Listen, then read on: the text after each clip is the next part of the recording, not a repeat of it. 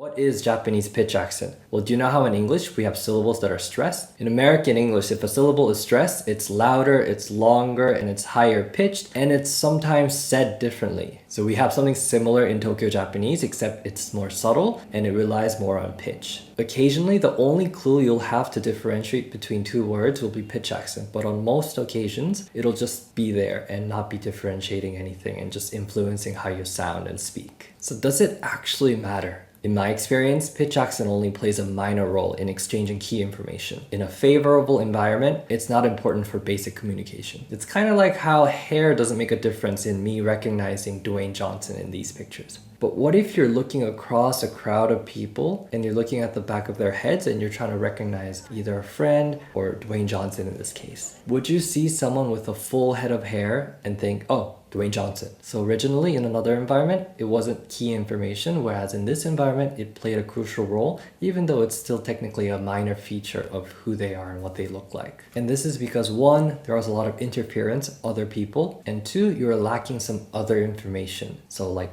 the front side of their face. All my experiences with miscommunication caused by pitch accent has been in very unfavorable environments. So it's like trying to talk over music to someone who's driving, or trying to talk to someone who's cooking all the way from the couch. On the other hand, if you're just doing language exchange and it starts raining outside and you both see it and you go, ame, your partner from Eastern Japan isn't going to think, candy? What are they talking about? They'll know you're saying rain. But if you're talking to a roommate who's cooking with their back to you and you say, ame, dame, did they find some candy? The steak's burning. And I'm only really discussing the exchange of key information. I'm not talking about like familiar accent patterns putting someone at ease or foreign accent patterns putting them on alert. But in terms of getting your message across and understanding what the other person's trying to say, I think it only matters when there's some interference or you're lacking some of the information or you can't hear them clearly. So maybe at this point you're kind of interested in learning it. So how should you go about learning pitch accent? Should you open up a Japanese dictionary and try to memorize every single word and there's pitch accent notation? Do you need to read academic papers or textbooks and watch videos of people explaining the theory behind pitch accent? Not unless you want to teach it or you're just interested in it because of intellectual curiosity. The only thing that's really necessary universally to learning pitch accent is that you're able to hear it and produce it correctly. So not knowing what each word sounds like, but just being able to recognize and say all the different patterns that are possible, which is not that many. So to give an example, let's look at this sentence. Naruto wa manga da.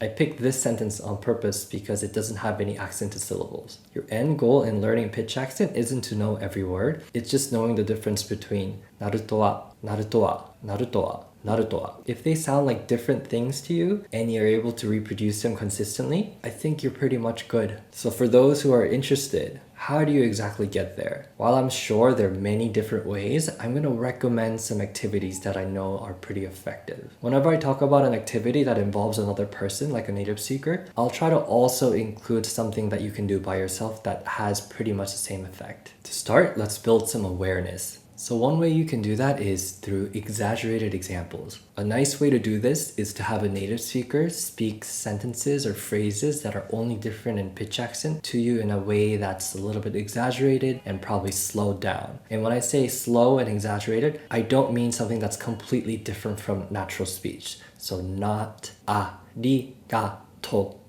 Instead, you probably want them to say something like arigato. So here's an example. Hey, my friend from Eastern Japan, can you say this word for me? Ame. Can you say it a little bit more slow? Ame. And then now this word. Ame. Now say this sentence for me. Ame ga suki desu. And what about this one? Ame ga suki desu. And this longer one? Tsumetai ame ga suki desu. And then this one?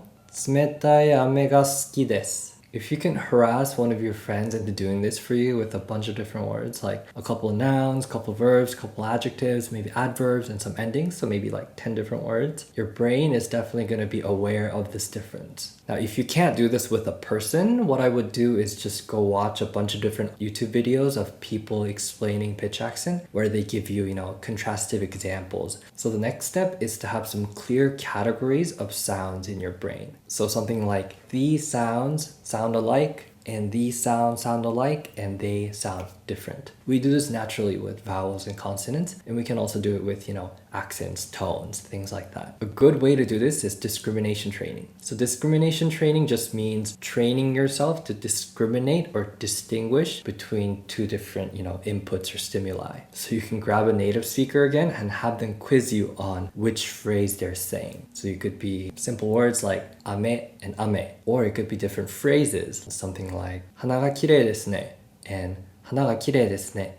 The advantage of doing this with a person is that you can tell them to slow down or exaggerate when you get a bunch wrong, and tell them to speed up or speak very naturally when, you get a bunch right. Personally, I prefer being able to get like 80% of the questions right, so making it very, very easy and then working up slowly. You can also tell them to whisper or yell or slur their speech a little bit, which is really helpful. But even if you can't get a person to do it with you, there are great alternatives online. So an online trainer like this website could help you train yourself to hear accent with, different words or phrases or sentences, questions, and it's really comprehensive. For this one specifically, you just need to make an account and log in, and you can test yourself on a bunch of different things like I mentioned. The next step is production, or just being able to reproduce specific accent patterns. So this is not remembering what every word sounds like. This is just being able to say naruto wa instead of naruto wa, or kaeru instead of kaeru, or kaeru. A really cool but pretty tiring way to do this is to, again, grab a native speaker and put a mic between the two of you, and you say a phrase or a word first, and then the native speaker says it after you, and you're recording both of that. And when you're done, you play it back and you give yourself feedback. So you listen to it and you think, okay, I said it differently here, or maybe I messed up this, and then you try again. And the only time the native speaker should intervene is when you think you got everything right, even though there was actually an error. If you heard something but the native speaker didn't notice anything, that's fine. That's not a bad sign. They should just stay quiet, and then you can try again with the recording and see if whatever you heard helped you improve your pronunciation. So if you've taken a couple weeks to do this diligently, you'll have technically learned pitch accent. Now you could continue with your studies, listening, speaking, reading, writing, and going to people and talking to them and imitating them, and you'll be able to pick up pitch accent very well. Ideally, you'll be learning